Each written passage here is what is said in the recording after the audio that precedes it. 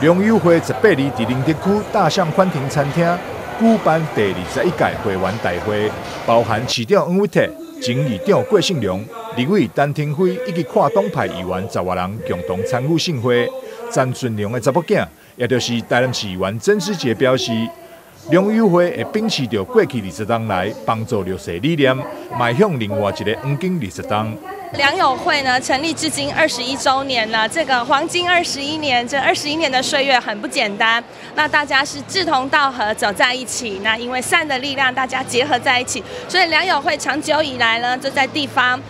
除了做公益活动的推广。那我们在地方呢，对这个急难救助的部分呢，相当的尽心尽力。那我们所有的工作人员呢，也一直抱着热忱跟爱心。那也期许良友会能在我们许志成会长，以及我们的精神领袖曾顺良先生，以及现在的执行长曾信凯先生，还有我志杰议员，在带领我们所有的副会长、顾问群，还有我们的会员，可以接下来再缔造下一个黄金20年。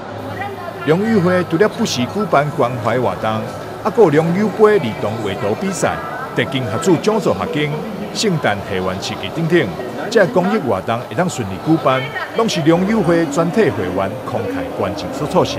良友会会长柯志成也欢迎有爱心想要帮助弱势朋友，做伙加入良友会这个大家庭。阮良友会呢，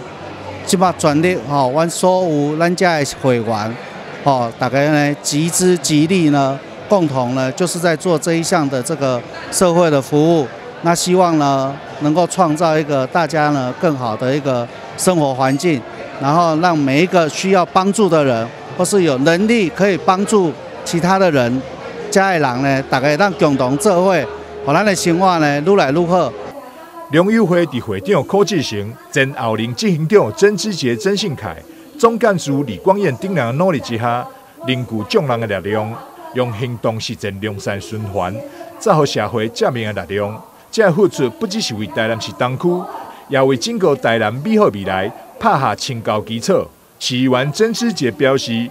良友会会秉持着协力同行、关怀永续精神，持续对社会公益以及弱势尽心力，再创第二个黄金20年。台南新闻张硕维采访报道。